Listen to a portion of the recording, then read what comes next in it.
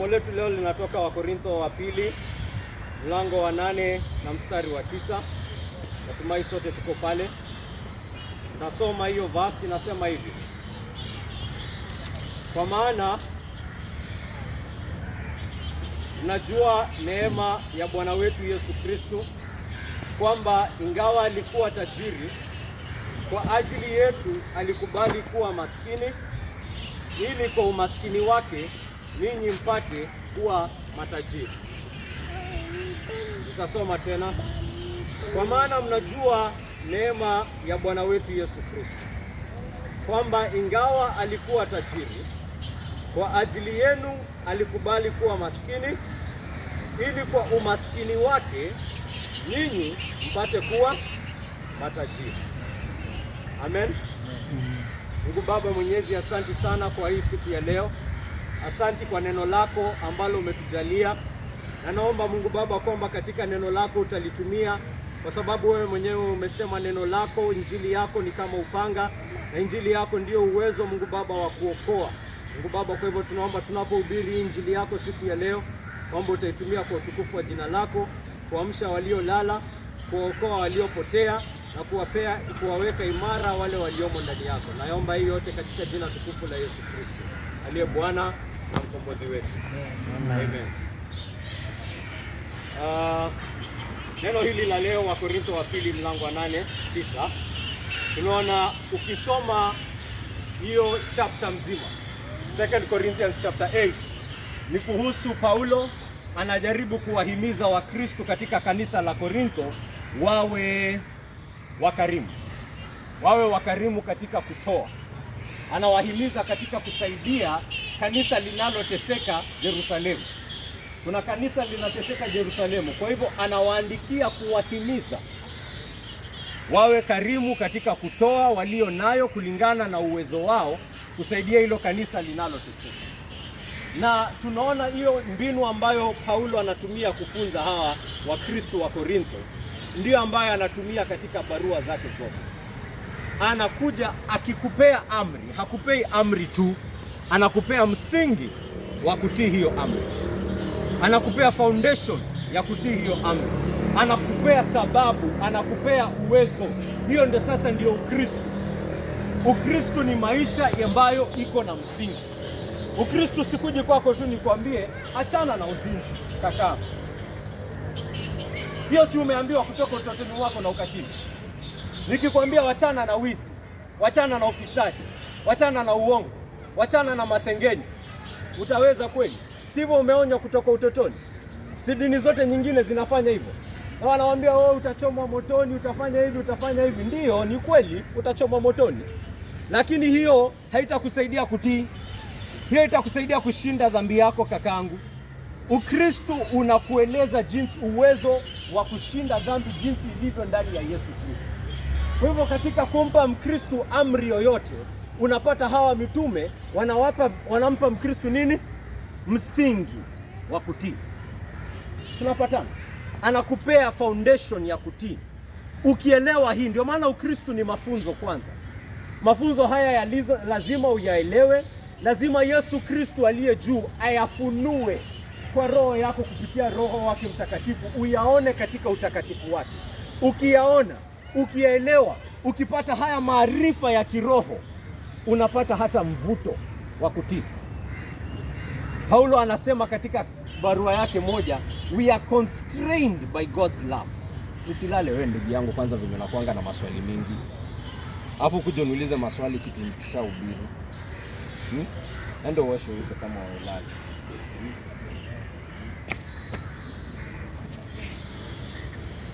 We are constrained. Constrained, unaelewa anamaanisha nini? Tumebanwa. Ni kama kwamba nikielewa hii mapenzi ambayo Yesu Kristo ako nayo kwangu, sina budi kuishi njia fulani. Inanishurutisha kifulani. Hata Petro tuona katika kumfunza Wakristo, anawafunza kuhusu, anawahimiza kuteseka kwa ajili ya Kristo. Anawapa msingi. Anawapa msingi wa kuteseka kwao.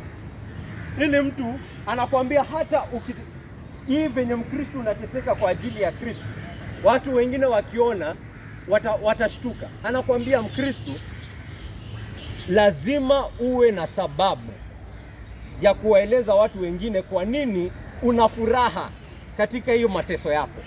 Kwa nini una matumaini katika hiyo mateso yako? Kwa sababu anakuangalia, anashangaa wewe, nini inakufanya bado unafurahia hivi?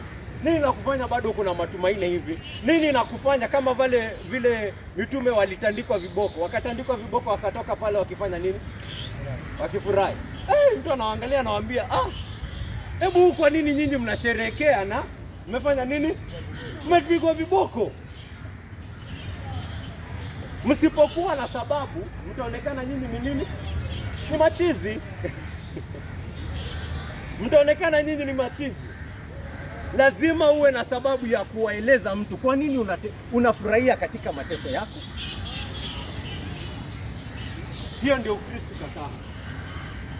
Na katika kuhimiza hawa wa Korintho kutii katika kusaidia, unaona anawapa msingi, anawaambia kuweni na hii roho ya Kristo ambaye yeye ambaye alikuwa tajiri alikuwa maskini kwa ajili yenu ili nyinyi mpate kuwa matajiri kupitia umaskini wake. Yeye alikuwa tajiri akafanya nini? Akajishusha akakuwa maskini. Kupitia umaskini wako wewe maskini upate kuwa nini? Tajiri. Anasema kama Yesu Kristo alikufanyia hivyo na yuko hai ndani yako, basi hata wewe fanya hivyo kwa hao Wakristo wengine. Onyesha kwamba umemjua Yesu. Unaona venye anawapa msingi.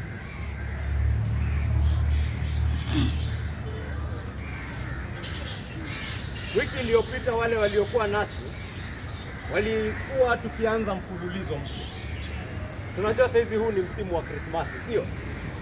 Na tukasema sisi kama kanisa la Pendo Huru tuna nafasi katika Biblia kuweza kusherehekea hii siku. We have the opportunity, we have the permission from God to celebrate it. We are keeping it to our Lord. Tunaiweka kwa Bwana wetu.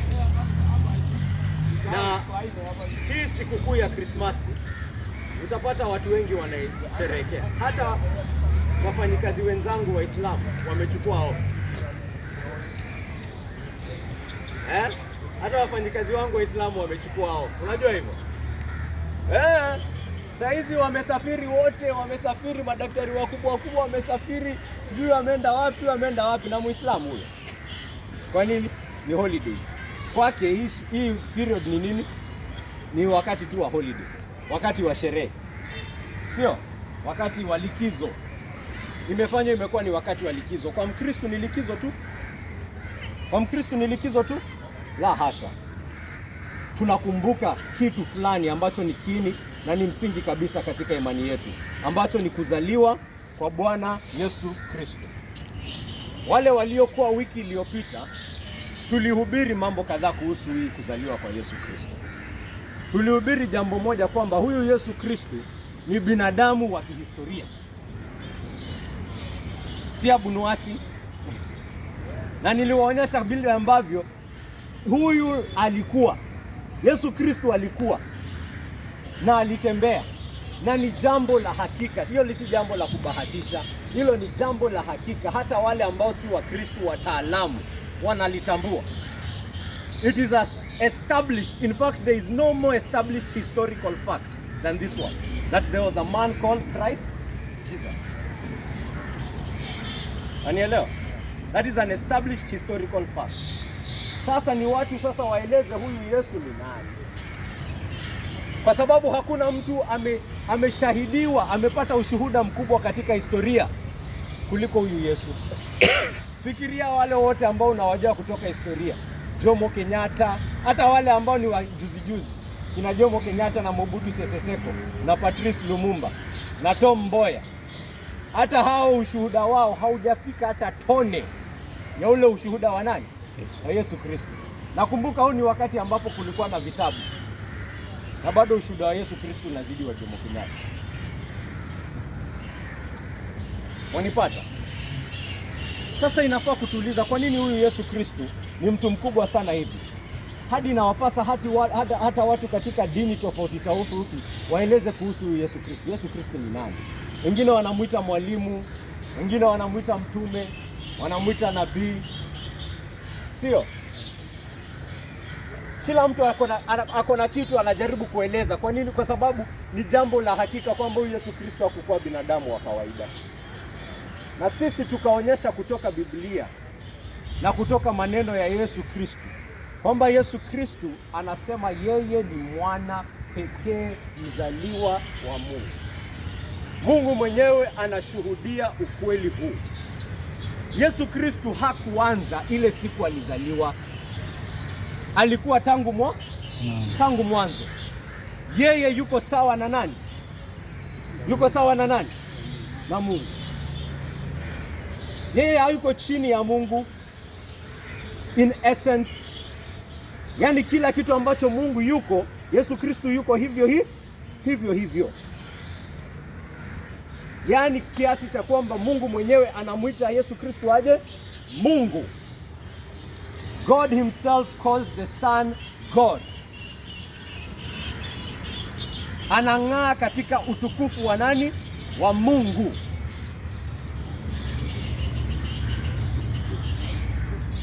Wakristo ndio wanagundua huo ukweli. Kwa wengine ni jambo la kuudhi sana, ni jambo la kukera sana ukimweleza kwamba Mungu alichukua mwili. Ni nafsi ya pili katika utatu. Nisoma hapo katika kitabu cha Yohana mlango wa 5. Hiyo Yohana mlango wa 5 mstari wa 16 hadi 18. Yesu Kristo ametoka kumponya kiwete, na anasema hivi. Inasemekana hivi, walimuuliza, kwa hiyo Wayahudi wakaanza kumsumbua Yesu kwa sababu alikuwa anafanya mambo haya siku ya Sabato. Yesu akawajibu, Baba yangu anafanya kazi yake daima, hata siku hii ya leo, nami pia ninafanya kazi. Walikuwa wanakasirika Yesu Kristo anaponya watu siku ya Sabato. Yesu Kristo akawajibu aje, Baba yangu anafanya kazi hadi leo. Kwa hivyo kama yeye anafanya kazi, basi hata mimi. Na Wayahudi walielewa. Wakasema hivi, maneno haya yaliwaudhi sana viongozi wa Wayahudi. Wakajaribu kila njia wapate jinsi ya kumuua. Kwani si kwamba alivunja Sabato tu, bali alikuwa akimwita Mungu baba yake, hivyo kujifanya sawa na Mungu. Walielewa kitu Yesu alikuwa anasema. Hawa Wayahudi alikuwa anazungumza katika lugha ya Agano la Kale. Kwa hivyo wanaelewa anajiita mwana pekee wa Mungu, anamaanisha yeye na Mungu yuko sawa. Wakasema haiwezekani kitu kama hiyo. Huyu sio seremala, si ndugu yake tunamjua, si baba yake tunamjua, Joseph ule seremala wa kugonga hivi. Si mandugu zake tunawajua, si tunajua ni Kevo na Adam na Beatrice na Saumu, si tunawajua mandugu zake. Alafu anakuja hapa anasema ati yeye ni nani? Ati yeye ni mwana wa Mungu. Aje sasa.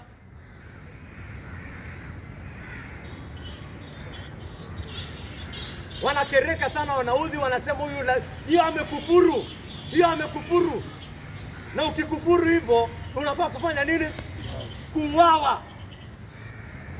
Yesu Kristo anajua watu wanataka kumuua. Anaendelea, tutasoma katika verse 22 to 23. Wala Baba hamhukumu yeyote, lakini hukumu yote amempa Mwana, ili wote wamheshimu Mwana kama vile wanavyomheshimu Baba. Yeyote asiyemheshimu Mwana hamheshimu Baba aliyemtuma. Anasema hata amenipea mamlaka ile ya kuhukumu, ndio venye mnaheshimu Baba, hiyo heshima ya Baba mnampea nani? Mwana. Mnanipea mimi. Mnaabudu Baba, basi mniabudu basi mimi pia. Mnamtukuza Baba, basi mimi pia mfanye nini? Mnitukuze. Mnamwambia Baba mnataka awasamehe dhambi, basi hata mimi ninasamehe dhambi. Heshima ile tu mnapea Baba, mnapea nani? Mimi. Na kama uniheshimu mimi au uheshimu Baba. Yesu Kristo anakuja anawaambia, wanasema wapi ile mawe kubwa? Wapi ile mawe kubwa?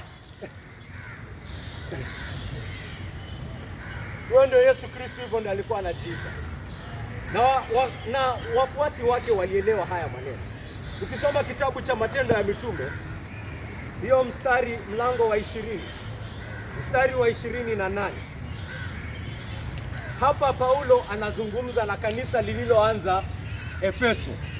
Na anaachana nao, anawaaga kwa heri ya kabisa. Anajua akiwaaga hii hawataipatana tena, kwa sababu Mungu amemtuma, na mali ametuma Roho Mtakatifu amemwonyesha mali unaenda kuteswa, unaenda kuweka jela, na hiyo ndio unaenda kukufa huko. Sasa anawaaga kwa heri akijua anaenda safari ya kufa. Anawaambia hilo kanisa, elders wa hiyo kanisa, wazee wa hiyo kanisa, anawaambia wazee wa hiyo kanisa hivi: jilindeni nafsi zenu na mlilinde kundi lote ambalo Roho Mtakatifu amewaweka nyinyi kuwa waangalizi wake. Lichungeni kanisa lake Mungu alilolinunua kwa damu yake mwenyewe. Asikia kitu amesema hapo mwisho. Lichungeni kanisa lake nani? Lichungeni kanisa lake nani?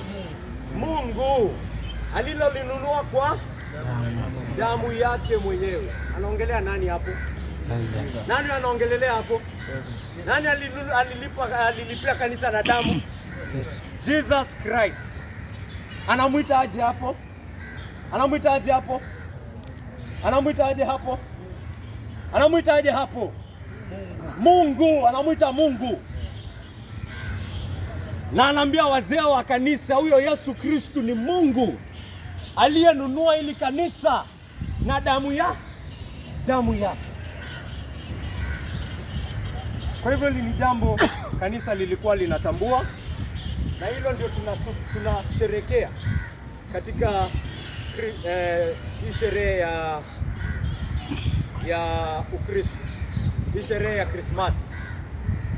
Na nilieleza wiki iliyopita kwamba Mungu kuchukua mwili ni kitu kubwa sana, kwa sababu space yetu na yeye ni infinite.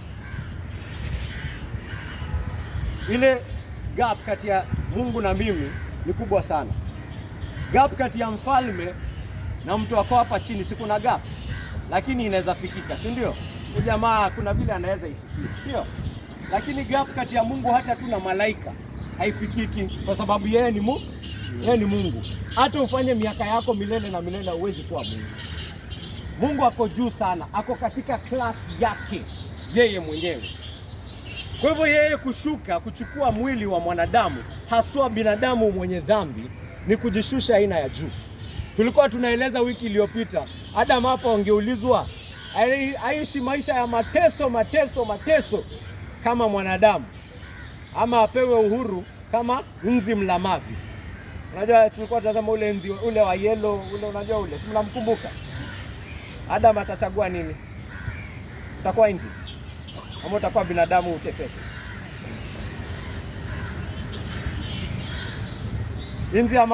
Nzi mlamavi ama binadamu? Adam ongea. Binadamu. Kwa nini hataki kuwa nzi mlamavi? Kwa nini hataki kuwa nzi mlamavi? Kwa nini? Amejishusha chini kabisa. Asilia yake amejishusha chini kabisa. Na hivyo ni viumbe tu. Hiyo nzi ni kiumbe. Distance kati ya wewe na hiyo nzi hailinganishi na distance kati ya wewe na nani? Na Mungu. Sababu Mungu si kiumbe. Ilhali Mungu amefanya nini? Ameshuka. Ameshuka akakuwa kiumbe. Unaona venye Mungu amejinyenyekeza vikubwa sana. Na ni ajabu kubwa kwamba hata ameweza kufanya hilo maajabu kama hiyo. Nilikuwa najaribu kuchukua picha. Ni kama uchukue mlima Kenya na uitosheleze kwa sitting room yako. Na itoshe. Naweza? Ama nilikuwa tunaongea na ndugu yangu hapa. Ni kama uchukue hii bahari Indian Ocean yote na niweke kwa hii chupa. na itoshe. Inawezekana kweli, lakini iliwezeka, ilifanyika. Kwa sababu iliwezeka aje? Katika nani? Yesu Kristo. Ukamilifu wote wa uungu ulitoshea katika wagani? Huo mwili wa kibinadamu. Ukamilifu wote wa Mungu ulitoshea katika huyo Yesu Kristo. Akawa mwanadamu kama sisi, asilia ya kibinadamu kabisa. Ajabu kubwa hiyo. Naona lazima niirudie ndio watu ilhali iweze kupenya kidogo. Ukifungua hiyo Wafilipi mlango wa 8, unaona ni kitu gani alifanya. Mlango wa 2 kutoka mstari wa 6 hadi 8, tunaona kitu ambayo alifanya.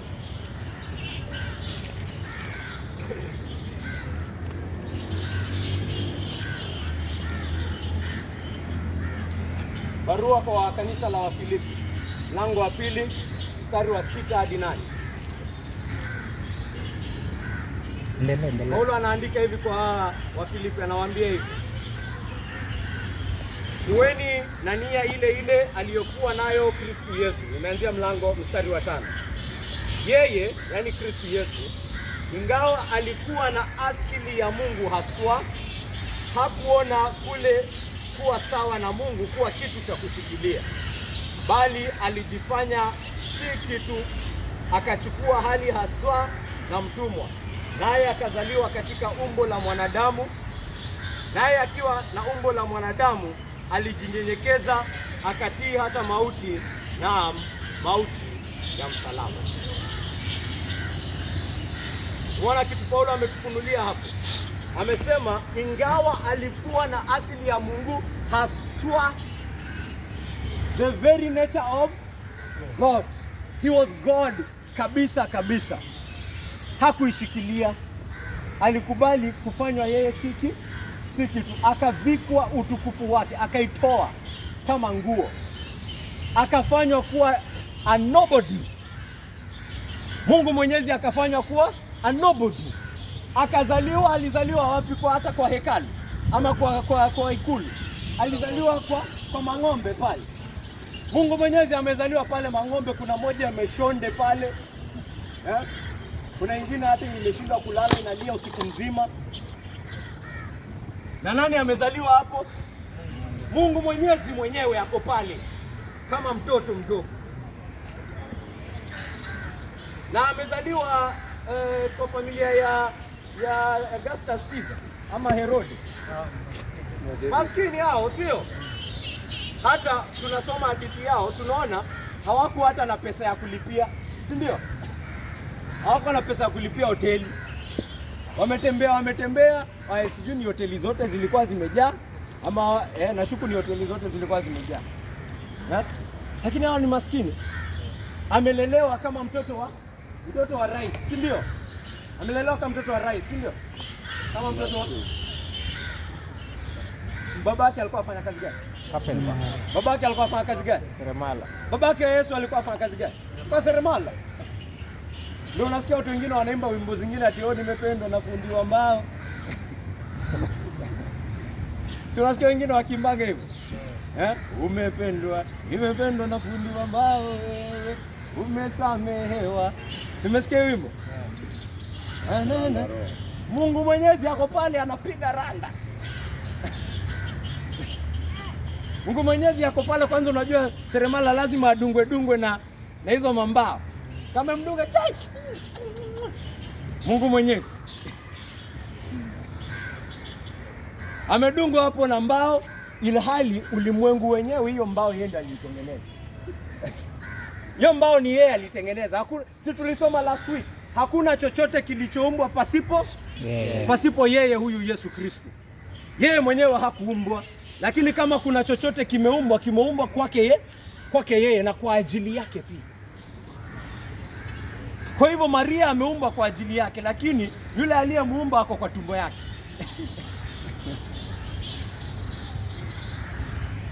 Maria ako na uhai kwa sababu Yesu Kristo ameshikilia uhai wake. Yule ambaye ameshikilia uhai wake ako wapi? Ako tumboni mwake kama kiembrio.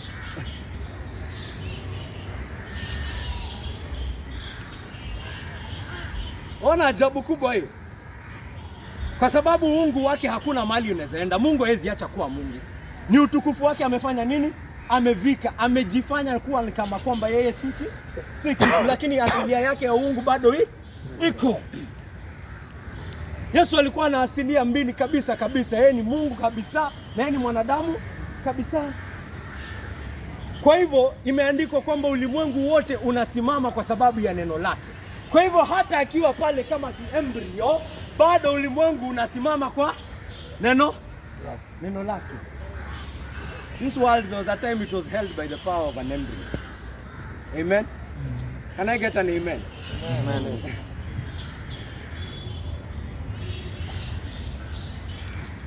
Nasikia maajabu ya Ukristo. Ndio watu wakuja waseme hii ni mambo kina Paulo walikaa chini wakaandika kama Isha. Paulo angeweza andika kitu kama hii kama Isha kweli? Hii ni kitu mtu yote anaweza kaa chini ya tunge. Isimbokuwa Mungu ametufunulia ukweli huu. Hii ni kitu ingeingia kwa akili ya mwanadamu yeyote. Hii ni kitu ingeingia kwa akili hata awe ni ana akili kiasi gani. Hata akuwe ni storyteller kiasi gani. Anaweza tenga story kaisa ya aina hii. Tazama Yesu alivyojishusha. Tazama vile ambavyo amekubali kuwa maskini. Tazama vile amekubali kuvika utukufu wake. Na tunaambiwa tuwe na akili kama yake. Na amejishusha hivyo kwa ajili ya watu wenye dhambi ili awasaidie. Wala vile binadamu sisi watu tunatukia kujishusha. Mtu wako pale anasema hapana, mimi niko class nyingine, mimi siwezi fanya mambo ya hiyo class, mimi nimepanda social status. Mimi siwezi ingia kwa matatu. Matatu unapanda kama matatu. Mimi hiyo matatu siingiangi. Bado mnaendanga Uhuru Gardens kukaa chini huko. Mnaendanga huko hadi siku hizi, mimi huko nilitokanga. Sababu gani? Amefanya nini? Amejipandisha. Ameona amenipata pesa kidogo sasa amefika. Na mwanadamu hata wakati mwingine akijishusha, hajishushi kwa ajili ya wengine, anajishusha kwa ajili yake yeye mwenyewe. Ndio afanye kitu haipublicize, sema angalia venye wanasiasa ufanye. Unakuja children's home, alafu iko kote kwa TV, tazama venye rais alikuwa huku, venye huyu MP alikuwa huku. Kwa hivyo lengo lake haswa, sababu Mungu anaangalia roho, sio? Lengo lake haswa si hao watoto. Lengo lake ni yeye kuonekana huwa anafanya nini? Anawapenda watoto. Lengo lake ni yeye mwenyewe kura, sio kusifiwa na watu. Ama saa nyingine kama vile wengine hufanya, kutuliza roho yake, kujiambia mimi ni mtu mzuri. Hafanyi kwa ajili ya hawa, anafanya kwa ajili yake yeye mwenyewe. Lakini Yesu Kristo alifanya ili sisi tusaidike, neema yake ionekane. Utukufu wa neema yake katika kukuokoa wewe uokolewe na yeye atukuzike. Yule ambaye anashuka kwa ajili ya watu kama. Amina.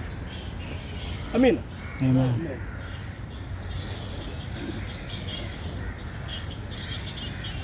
Alijishusha chini.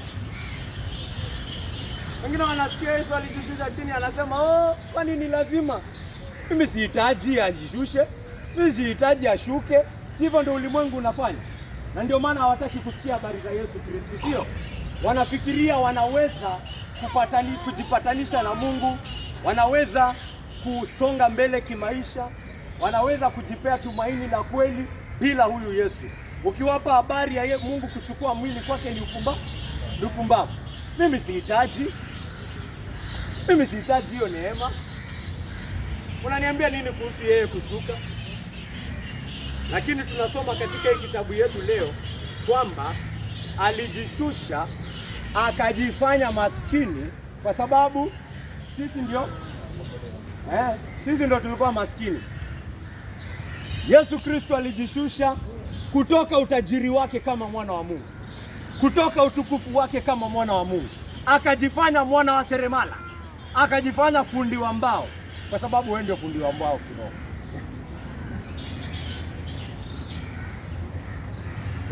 Kwa sababu wewe ndio umepotea, sababu wewe ndio maskini. Anasema inasemekana katika umaskini wake ndio wewe unakuwa tajiri, katika kujishusha kwake ndio wewe unainuka. Bila kushuka kwake wewe hauinuki. Ni hadi Mungu afunue watu macho ili wapate kuona, sababu Biblia inatueleza urithi wetu kama mwanadamu. Tumerithi asilia ya dhambi kutoka baba yetu Adamu, sio? Hiyo ndio urithi wako Harrison, asilia ya dhambi. Wewe ni mwenye dhambi katika baba yako Adamu.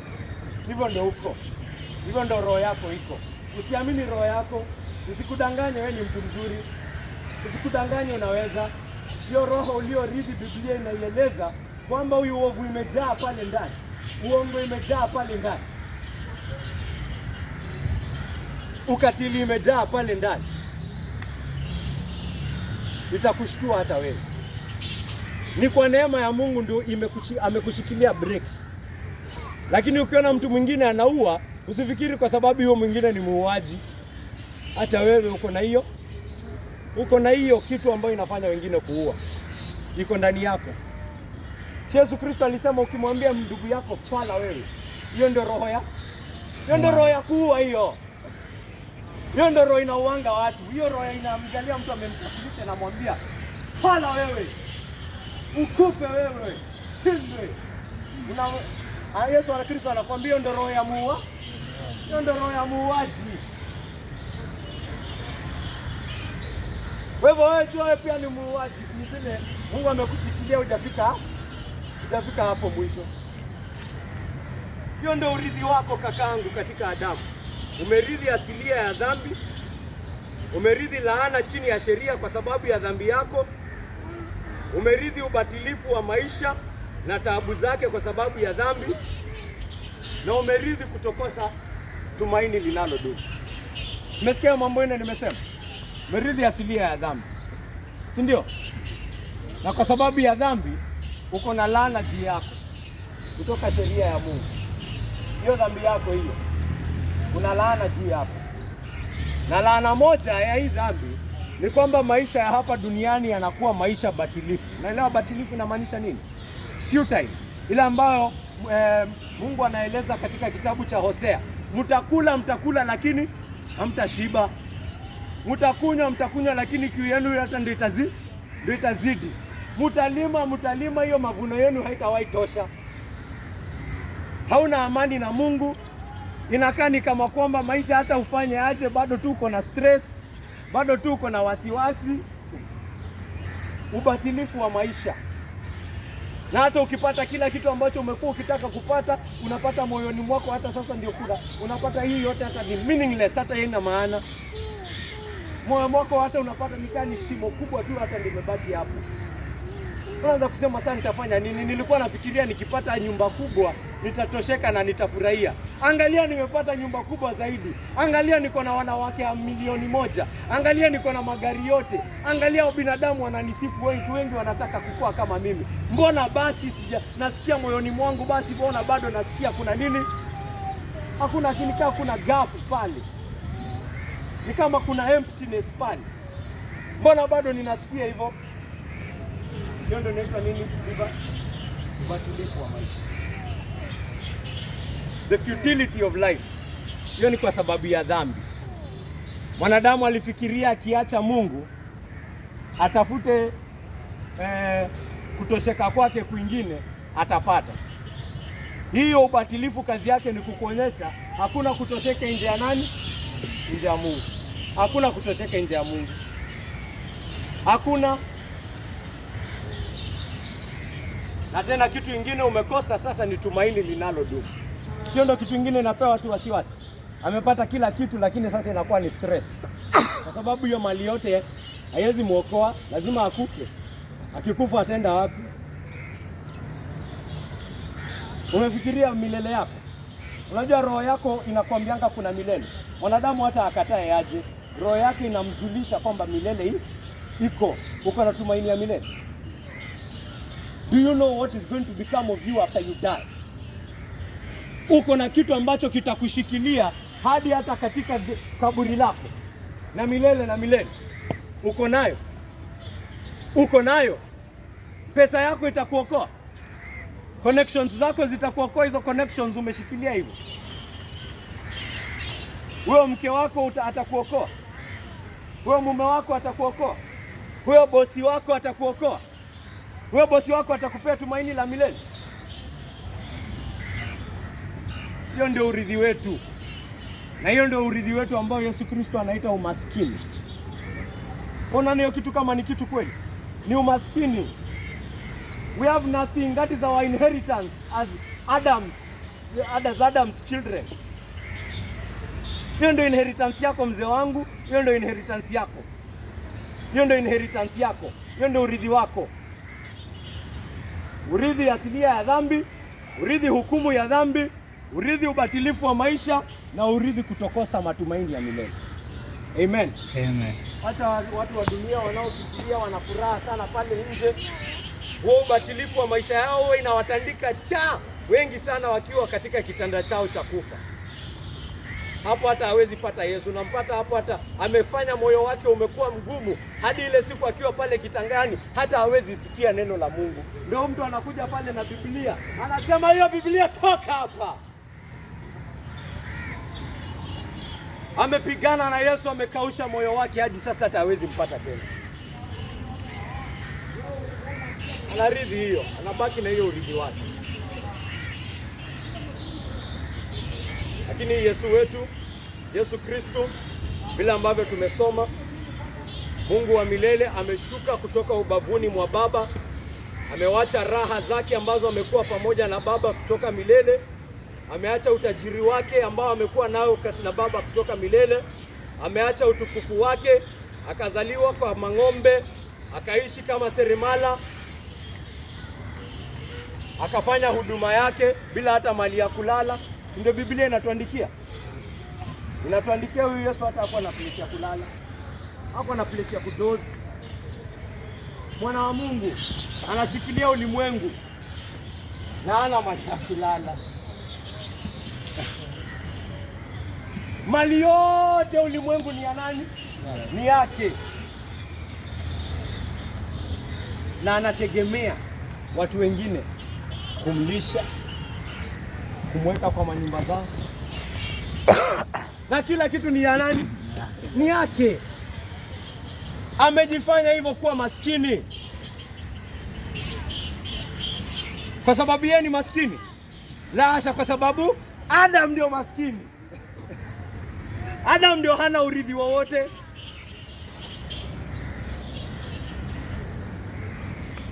Ni kwa sababu Adam hana urithi. Ni kwa sababu wewe Joseph hauna urithi. Ndio maana amekuja analala kwa mawe. Si kwa sababu hiyo mawe ni yake pia anyway. Amekuwa maskini kwa ajili ya umaskini wako. Wewe una kitu yoyote itakudumu milele? Yeye ametoka kutoka raha za milele. Furaha zake zimekuwa na Baba kutoka milele hadi milele. Kwa hivyo si ati yako na upungufu wa furaha. Ameshuka saizi, amekuwa mtu wa huzuni mingi. Biblia inamuita mtu wa huzuni. Ni kwa sababu hana raha? La hasha, ni kwa sababu wewe hauna raha inayodumu. Ni wewe ndio huna raha inayodumu. Ndio amejifanya kuwa mtu asiye na raha kwa ajili yako. Tumaini linalodumu. Kwani Yesu anahitaji hata tumaini linalodumu? Yeye amekuwa kutoka milele. Yeye ndio maisha yenyewe. His life itself. Kwa nini basi akupe tumaini? Kwa nini ashuke akae mtu ambaye anakaa hata hana kitu? Ni kwa sababu wewe Mama Tina, wewe ndio hauna tumaini. Wewe ndio hauna tumaini. Kwa hivyo ameshuka ili wewe usiye na tumaini upate. Mwelewe kwa nini bahari imemwagika katika kikombe sasa. Amen. Mwelewe kwa nini bahari imemwagika katika kikombe na ikatoshea. huo mwili wa Yesu Kristo.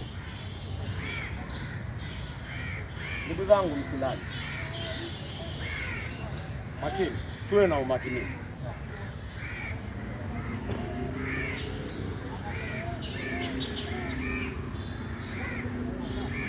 Na mwishowe tunajua alijinyenyekeza hadi wapi? Tunajua alijinyenyekeza hadi wapi? Kufa. Hadi kufa. Tunajua alijinyenyekeza hadi kufa. Lakini nikawaeleza wiki iliyopita, yeye katika kushuka kwake kutoka kuwa Mungu na kuchukua mwili na ile degree ya wakati ashakuwa mwanadamu ajishushe hadi msalabani. Hii kwanza, hii ndio the bigger one. Hii kushuka tu kuchukua mwili, that one in itself is much bigger than him already being found in flesh condescending to the point of death. Imagine, it is that big. Hii kuzaliwa kwa Yesu Kristo is that big. Natumai kuna mtu ameelewa. Ni statement ngumu sana nimeisema. Najaribu kuimeki ikuwe rahisi, lakini natumai kuna mtu atanipata. Kuzaliwa kwa Yesu Kristo ni kitu cha kustaajabisha. Amejishusha sana.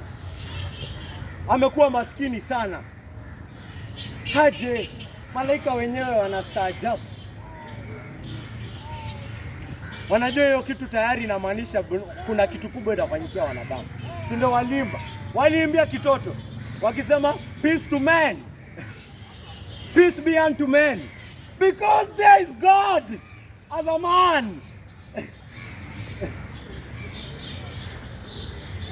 Definitely that is a sign of grace. Wao malaika wanaona Mungu anaimbiwa hivi. Malaika wanajua ni Mungu. Wanajua wanaabudu hiyo kitoto. Wanajua kitoto ndio muumba wao.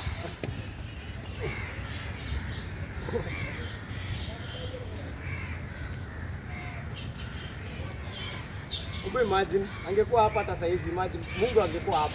Angalia, nataka mtazame Leon saa hii. Nataka mtazame Leon saa hii. Muone picha ya Mungu hapo. Mjue kuna wakati ambapo Mungu alikuwa aje? Hivyo. Aliyekuumba wewe. Aliumba ulimwengu huu. Alikuwa hivyo anacheza hivyo. Hata anakasirisha mamake, anamwambia wewe nyamaza. Na ule utukutu wa mtoto mdogo akutafuta vitu. Mungu alikuwa hivyo. Si vile Waislamu wanasema ati alizaliwa akaanza kuongea. La hasha, alikuwa na asilia ya kibinadamu kabisa. He was a man kabisa. Kama mtoto analilianga maziwa, hata Mungu analilia maziwa. Kama binadamu anaenda choo, hata Mungu alifanya nini? Alienda choo. Kama mwanadamu anasikia njaa, basi hata Yesu pia alisikia njaa. Kama mwanadamu anapata kiu, hata Yesu pia alipata kiu. Kila kitu kuhusu mwanadamu. Kama mwanadamu akifanya kazi anachoka. Hata Mungu alipotembea tunasoma kwamba alikuwa anafanya nini? Alikuwa anachoka.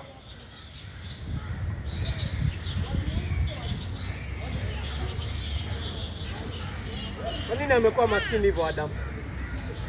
Sababu yeye ni maskini.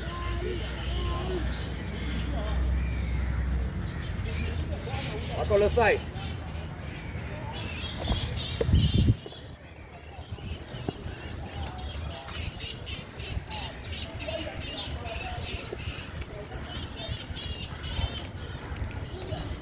katika kitabu cha Wakolosai mlango ni wa kwanza mstari wa 21 hadi 23. Nasoma hivi.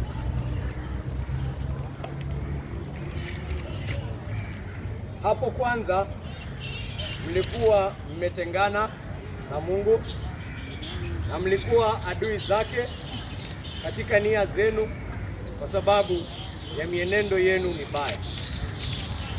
Lakini sasa Mungu amewapatanisha ninyi kwa njia ya mwili wa Kristo kupitia mauti, ili awalete mbele zake ikiwa watakatifu, bila dosari wala lawama. Ikiwa unaendelea katika imani yenu, ikiwa imara na thabiti, pasipo kuliacha tumaini lililoahidiwa katika Injili. Anasema hivi, my friend, hapa anaongelesha Wakristo. Kwa hivyo kama kuna Mkristo hapa, sikiliza vile ambavyo Paulo anakueleza. Anakuambia usifikirie ulikuanga mzuri kutoka kitambo. Ulikuwa nini? Adui wa Mungu. Ulikuwa adui wa Mungu. Ulikuwa umetengana na Mungu katika dhambi zako. Ulikuwa mmetengana na Mungu. Mlikuwa adui zake katika nia zenu kwa sababu ya mienendo yenu mibaya. That is who you are. You are enemies of God, separated from Him, alienated from Him. That is who you are. Amen, Edwin? Amen. That is who you are. Lakini sasa Mungu amefanya nini? Amewapatanisha nyinyi kwa njia ya nani? Njia ya nani? Sitaki watu wasome Biblia hivyo. Unaruka neno moja unakosa the whole point. Anakuambia kwa njia ya mwili wa Kristo kupitia mauti. Amewapatanisha kwa sababu Yesu Kristo alichukua nini? Mwili. Na huo mwili ukafanya nini? Ukauawa. Hiyo gap kati ya wewe na Mungu haiwezi kuwa, haiwezi wewe uwezi. Kuna wengine wanafikiria hiyo gap kati ya yeye na Mungu kwa sababu ya dhambi zake anaweza ifunika, si ndio? Ninaweza sali, ninaweza funga, naweza enda safari kwenda Maka, sio ndio Waislamu hufanya? Wengine wanasema nitatoa zaka, nitafanya sijui nipeleke nipeleke nisaidie wanyonge, nitoe pesa kwa wafukara. Anafikiria matendo yake mazuri ndio yana reduce hiyo gap. Kuna gap kati ya wewe na Mungu kwa sababu ya matendo yako maovu. Iko. Na hiyo ndio shida. Leo nimeenda asubuhi hapa nikialika watu, ninawaambia, my friend, Biblia inakuambia uko na shida. Uko na taabu kubwa. Wengine wakiulizwa taabu yako ni gani? Anasema sina pesa, sina gari, sina nyumba, sina kazi. Na si ati hizo si shida. Na Mungu anaweza kukupea hizo vitu vyote unavyohitaji katika Yesu Kristo. Anaweza. Shida yako kubwa kabisa ni kwamba wewe ni maskini. Ule umaskini ambao niliwaeleza. Shida yako kubwa ni kwamba wewe ni adui wa Mungu. Shida yako kubwa ni kwamba umetengana na Mungu. Shida yako kubwa ni kwamba hauna tumaini linalodumu. Shida yako kubwa ni kwamba una asilia ya dhambi na huwezi kujiokoa. That is the biggest problem you have. Tatua hiyo shida leo kakaangu, la sivyo utaangamia milele. Nenda pale nyumbani, usifikirie chakula cha leo itatatua hiyo shida. Ati watu wanatumia maisha yao yote kutafuta pesa. Ni kama kwamba hawajui wako na shida nyingine kubwa zaidi kuliko kulala njaa usiku. Uko na shida kubwa, umetengana na Mungu. Uko na shida kubwa, wewe ni adui wa Mungu. Fikiria hiyo. Usikufe kama adui wa Mungu siku ya leo kakangu, na kuhakikishia. Usikufe siku ya leo kama hujapatanishwa na Mungu siku ya leo kakangu. Uko na shida na uko na shida kubwa. Usikufe kama umetenganishwa na Mungu. Usikufe. Na anakuambia wengi wanafikiri hiyo gap wanaweza fanya nini? Wanaweza imit kivyao. Na Mungu anawaambia haiwezekani. Mimi mwenyewe ndio nina meet hiyo gap. Mimi ndio ninakupatanisha pamoja nami. Mimi ndio nitalipia, kwa sababu ya makosa yako ukianza kulipia utalipia milele na milele, na haitatosha. Utalipia milele na milele, na hiyo ndio itakuwa tu mwanzo. Hawezi. Mimi ni Mungu, umenikosea mimi. Watu wanakufa kama adui wa Mungu, wanasema oh, tutapatana na mabeshte zetu pale hell. He does not know what hell is. He does not know what the anger of a righteous God is. Anafikiria ni mchezo. Anafikiria kutenganishwa na Mungu ni mchezo. Anafikiria injili ya Yesu Kristo ni upumbavu. Atajionea hiyo siku atakapomwona Yesu Kristo. Na kuambia kakangu, uko na shida kubwa kama wewe si Mkristo. Wewe ni adui wa Mungu bado. Na Mkristo anaambiwa hata wewe ulikuwa hivyo, kitu ilikuunganisha, kitu ilikupatanisha na Mungu. Ni Mungu alimtoa mwana katika nini? Mwili. Hiyo dhambi lazima ingekuwa on a body. Somebody had to stand in place. Sini Mama Tina alikuwa atandikwe na hizo viboko. Sasa kuna mwingine anasimama, basi lazima mtu mwingine asimame hapo, hizo viboko zilandi kwa mgongo yake. Kia alikaa chini na hizo viboko zikamtandika. Mwana wa Mungu wa milele asiye na dhambi, asiye mwana kondoo safi bila dosari. Alisimama. Ni katika kufa kwa Yesu Kristo ndio tunapatanishwa na Mungu.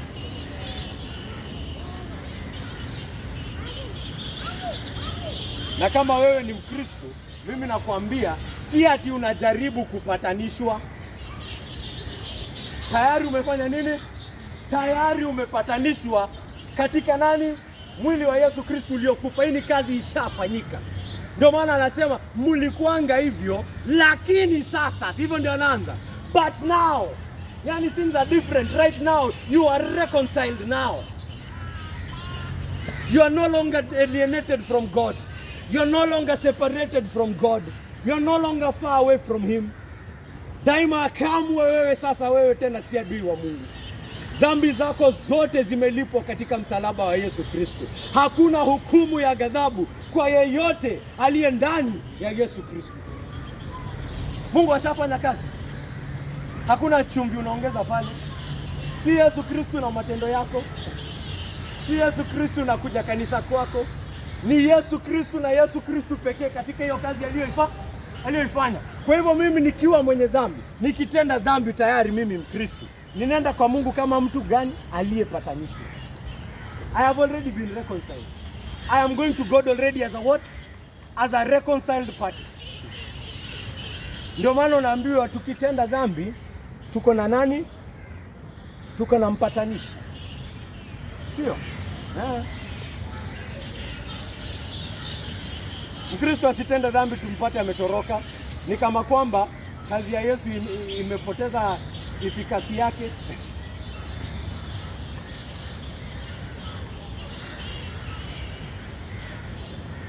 Unarudi kwa Mungu, unaungama dhambi yako, na inasemekana tunapoungama dhambi yetu, hiyo damu ya Yesu iliyomwagika inatusafisha kabisa, all our conscience. Come you guilty sinner, you guilty Christian, dabbling in sexual immorality and anger. Come, kuja usafishwe. Huo ni kwa Mkristo, lakini ambaye si Mkristo, wewe hujapatanishwa bado, lazima ufanye nini? Uamini kazi iliyofanyika pale msalabani. Lazima useme Mungu wangu nikubali, kwa sababu ya nini? Kazi iliyofanyika ilishafanyika pale. Si Mungu ashachukua mwili? Si Mungu ashatandikwa viboko? Si ashakufa? Alisema nini akiwa pale? Imebaki kidogo. Hivyo ndo alisema. Alisema nini? Yamekwisha.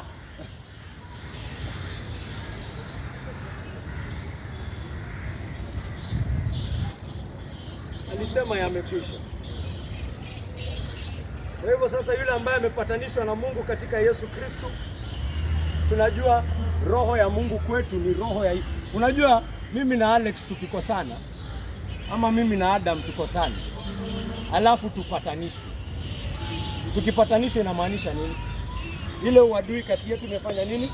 Maondolewa, si ndio? Lakini uadui ikiondolewa, hiyo ndio mwisho. Kupatanishwa ndio mwanzo. Kitu inarudi ni ile uhusiano ambao tulikuwa nao. That is the point of reconciliation, so that the friendship can come back. The point of reconciliation is so that the relationship can come back. Si ndio? Yeah. Unakosana na mke wako hata mtaki kuongeleshana. Alafu muongee mpatanisho. Kupatanisho hiyo ni kumaanisha sasa mimi ninaweza kuwa na nani? I can be with my wife again. We are reconciling so that I can interact with her in the happiness we always have. Si ndio? Kwa hivyo wewe kupatanishwa na Mungu ndio mwanzo, ni kumaanisha sasa wewe kama umepatanishwa na Mungu, ili uhusiano na Mungu wewe ikue. Sasa unaweza enda kwa Mungu. Unasema una kazi, mbona usiende kwa Mungu? Kuna kitu yote ako nayo juu yako? Kuna uadui wote juu yako? Kuna uadui wote juu yako? Ulikuwa umerithi dhambi kutoka kwa Adamu, sasa umerithi upatanishi. Umerithi urafiki na Mungu. Na kama wewe ni rafiki wa Mungu, unajua anafanya kila kitu kwa ajili yako. Kwa hivyo ubatilifu wa maisha unafanya nini? Unaenda. Unaona venye ubatilifu wa maisha unaenda? Watu wananifuata hapa, watu wamepotea. Watu wananifuata katika hiyo bench. Ninajizungumzia hapa. Ninajizungumza na I'm speaking to myself. Are you understanding anything, Adam? Is anyone understanding anything? Kama nimepatanishwa na Mungu, basi hizo vitu zote nilirithi kutoka kwa Adamu ni bure. Sasa si Mungu ni rafiki yangu? Niko na tumaini la milele au la? Niko nayo katika nani? Huyo Mungu. Huyo Mungu, hakuna uadui kati ya mimi na yeye. Hata wewe niacha nipotee, mimi si adui wake. Nilikuwa na asilia ya dhambi, ananipea asilia mpya. Nilikuwa na laana yangu imebebwa, sasa ni baraka na nimwagia asubuhi hadi jioni. Ilikuwa ni ubatilifu, sasa ninajua nguvu yote ya Mungu inafanya kazi kwa ajili yangu. Everything is working for my good as a believer. Everything is working for my good. Ninaweza kuwa na shilingi 5 na nilale na amani, kuliko vile ninaweza kuwa na shilingi 100,000 bila Yesu Kristo. Sio kama mnanipata. Amani yangu nikiwa na hii shilingi 5 ni gani? Niko na nani? Yes. Niko na Mungu. Hakuna uadui kati yetu. Na ninajua sasa hakuna uadui kwa sababu nishapatanishwa na yeye katika mwili wa nani? Wa Yesu Kristo. There is no enmity between us. I can come to God confidently anytime. I tell God, my God and my Lord, you promised us, your children, that you'll in fact, I am your child. I have been adopted into your family. Nimefanya kuwa mtoto wako sasa. Siwezi enda kwa Mungu na hofu. Kwani amenipatanisha ndio aniache? Amenipatanisha ndio nimtegemea hata zaidi nikijua hakuna nini? Hakuna uadui kati yetu. Kama sina kazi, namlilia Mungu nipetafutie kazi. Kama ni mke, hivyo hivyo. Kama ni kanisa la Pendo Huru tunataka likue, tunalilia nani? Mungu. Cry to God. Kama tunataka watu waokolewe, hivyo hivyo. Kwa nini tunaenda kwake kwa ujasiri? Sababu hakuna uadui kati yetu. Yeye mwenyewe ndio ameondoa uadui kati yetu kwa kumtoa mwana wake wa pekee katika mwili. Can I get an amen? Amen. Can I get an amen? Amen. Hey, my friends, sijui kama mnaelewa hii mambo. Sijui kama mnaelewa hii mambo. Hamuoni venye tumekuwa matajiri kupitia umaskini wa Yesu Kristo? Unaona venye amekuwa maskini, na mimi katika umaskini wake sasa ninarithi Mungu. Kwa sababu Yesu Kristo amekuwa maskini, I get everything. Everything is mine, everything. Hata hawa mapopo wananitumikia kama mjui. Ama mnafikiri na joke? Hawa mapopo wananitumikia mimi niliye ndani ya Yesu Kristo. Katika kulia kwao na kupiga kelele katikati ya kanisa. Na tutaiona kila kitu, hata hii leaf inanitumikia. Mungu hawezi kubali kitu yoyote iko duniani ambao hainitumikii mimi. Kwa sababu gani? Hakuna uadui kati ya mimi na yeye. Na yeye ni Mungu. Hakuna kitu hawezi fanya. hata huyo shetani saizi ananitumikia, hata kifo chenyewe nakwambia. Utaona vile Paulo anafunza kuhusu, anakwambia hata saizi kifo kwa yule ambaye amepatanishwa na Mungu ndani ya Yesu Kristo, death is your servant, he serves you. Hakuna kitu, hauna kazi, unalia hauna kazi. My friend, ninakwambia kama hiyo kazi haijakuja leo ni kwa sababu hiyo kutokuwa kazi kwako inafanya nini? Inakutumikia kama uko ndani ya Yesu Kristo. It is for your good. God would not allow that to happen if it was not for your good. Why? Because there is no enmity between you. Hakuna uadui. Kama kungekuwa na uadui ingekuwa ameiweka kama laana. Kwa nini kina Paulo wanatesekwa, wanapigwa viboko na wanasherekea? Wanaona hata hizo viboko pia ni nini? Hata hizo viboko ni baraka.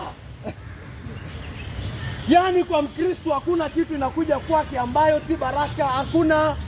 Wengine hakuna, na kuhakikishia. Everything is coming from God with a loving heart because you are reconciled. You are reconciled in the body of Jesus Christ. Si kazi ishafanyika. Si Yesu ashakufa. Si hiyo ndio kazi unategemea. Haya basi nini imebaki? Unafikiri kuna chumvi unaweza ongeza hapo juu?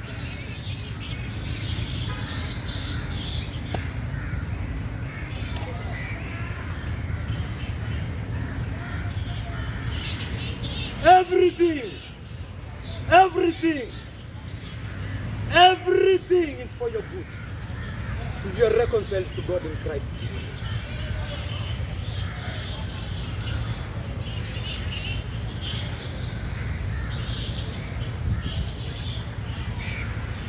Hizi urithi na kuambia ambazo tuko nazo. Amani na Mungu, tuko na amani na Mungu sisi. Mimi si stress, niko na amani na Mungu. Hata nikianguka katika dhambi bado ninaenda kwa nani? Nenda kwa nani? Nenda kwa Mungu mwenye amefanya nikuwe na amani na yeye katika Yesu Kristo. Nimlilie, nimuombe msamaha, nimwambie anitulize, anisafishe moyo wangu. Ama unataka niende hapo nianze kufunga? La hasha. Tuna amani, tumehesabiwa haki, tumetakaswa, tumepewa asilia mpya, tumepewa amani katika ulimwengu batilifu, tuna ahadi ya uzima wa milele, tunashirikiana na tuna ahadi hata kushiriki katika utukufu wenyewe wa Mungu. Yani we are going to participate in the very glory of God. I don't know if you understand what I'm saying. Na hiyo ni kitu inaanza hapa duniani. Tunashirikiana na Mungu katika asilia yake, katika utukufu wake. Ninatarajia kung'aa na ule utukufu ambao Yesu Kristo anang'aa naye. Kwa nini aninyime? Hakuna uadui kati yetu. Niko na tumaini la uzima. Nitang'aa kama Mungu. Malaika inaandikwa sisi wa Kristo ndio tunaenda kuhukumu malaika. That is how much glory you have in God. Kupitia umaskini wa Yesu Kristo. Kupitia umaskini wa Yesu Kristo unapata huo urithi wote.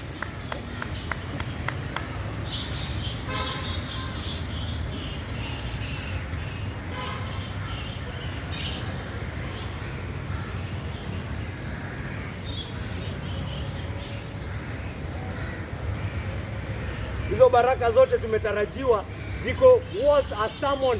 In fact, they are worth a series of sermons.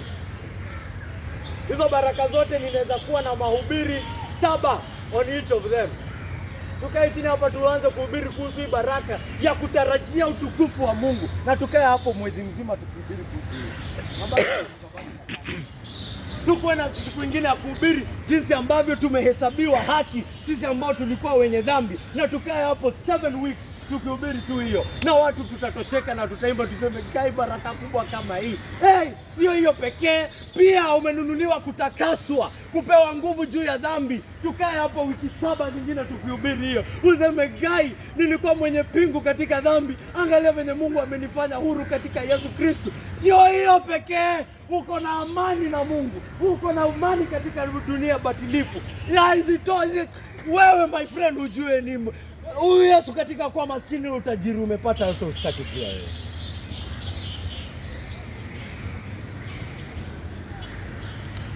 Usitaki jua. Hiyo yote nafikiri unaweza pata kwa kufunga. Ati nitafunga nikue. Na hiyo haipatikani hivyo. Hiyo ni zawadi. Hiyo ni neema Mungu ametupea yeye mwenyewe, willingly, freely. Accept it my brother. Accept it, pokea. Unataka kurithi nini? Nini uko nayo unashikilia utaki Yesu Kristo? Unashikilia uzinzi wako? Ama pesa za ulimwengu, hizo ndio zitakuokoa. Zitakupea vitu bora kuliko hii, si ndio? Unaona kuna kitu poa sana kuliko Yesu, si ndio? Baki hapo basi tuone, ukichomeka milele utarithi kifo cha milele. Hiyo ndio unataka kurithi wakati Yesu Kristo amehubiriwa kwako hapa. Na anasema yeyote atakayekuja, yeyote atakayepokea, kazi ishafanyika.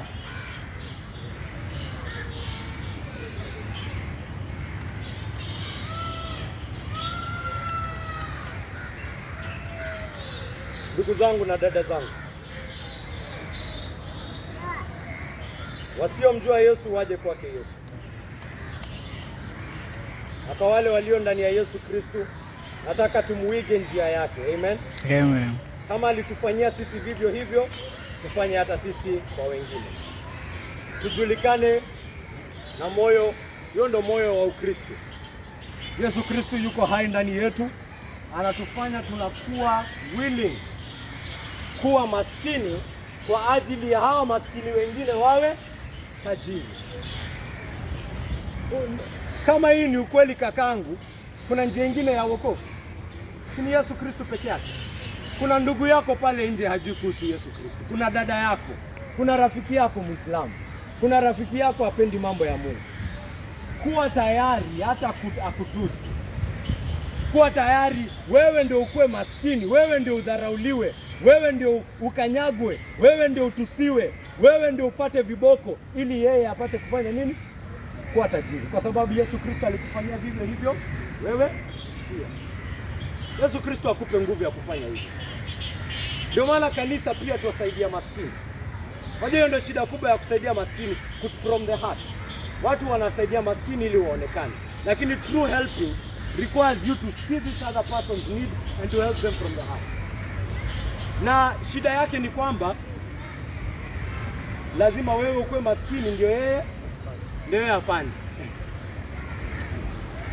Na si kifedha pekee, si kimfuko pekee. Saa nyingine pia ni mambo ya kihadhi, si ndio? Unapata mtu mwingine amekuja kwako chokoramu chafu, hakuna glue, anakaa aje yani nini, alafu anakuja kwako anataka usaidizi.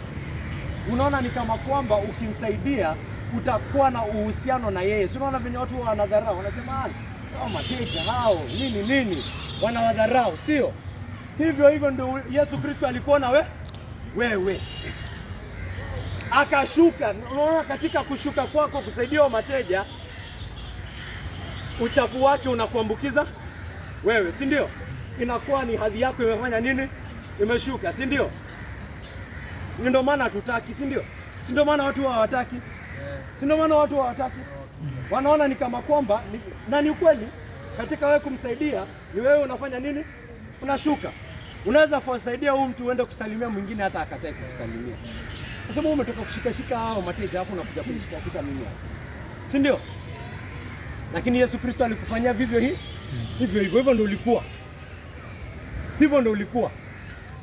Si mnanipata? Hivyo ndio ulikuwa, alafu akafanya nini? Akashuka akusaidie wewe. Si ndio akakuwa maskini? Akashuka hadhi yake.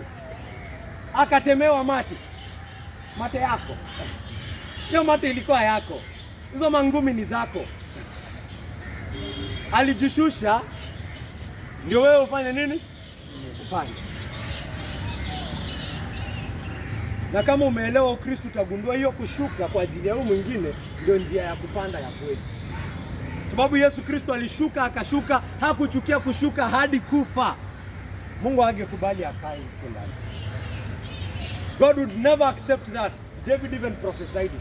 David prophesied. Daudi aliprophesy. Kama kuna mtu ataishi perfect life before God, Mungu hawezi kubali akae huko chini. Nani huyo mtu? Mtu alikuwa nani? Huyo mtu alikuwa nani? Yesu Kristo. He did that. Mungu akafanya hiyo perfect. Mungu hawezi kubali akae huko kwa kaburi. He can't accept it. He will raise him from the dead. God cannot accept that. A man who has lived righteously before him to rot in the grave. Never!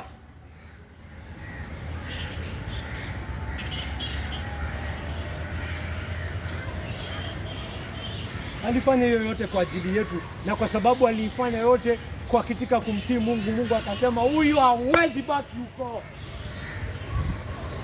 Na amefufuliwa sasa, amebeba dhambi zako. Sasa kile kitu imeisha, imelipiwa yote. Amen. Amen. My friend, hamoni utamu ya Yesu Kristo? Hamoni utamu ya kazi yake? Hautashuka kwa ajili ya rafiki yako? Nafikiri atakutusi, nafikiri watakudharau. My friend, you don't want it is you go through you going down that you will do what? You will be lifted up. There is no way hata wewe you will trust in God katika kufanya hiyo kazi alafu akose kufanya nini? Kuinua. Si alimuonua mwana wake? Na wewe uko ndani ya mwana wake. Umeifanya katika spirit ya mwana wake. My friend, you will go up with your big brother. Kama Yesu alifufuka na roho wake yuko ndani yako, hakika hata wewe basi utafufuka pia. There is no, hakuna kazi ya ubatilifu katika Yesu Kristo, hata nikuhakikishie leo. Jinyime hata kwa ajili ya dhambi.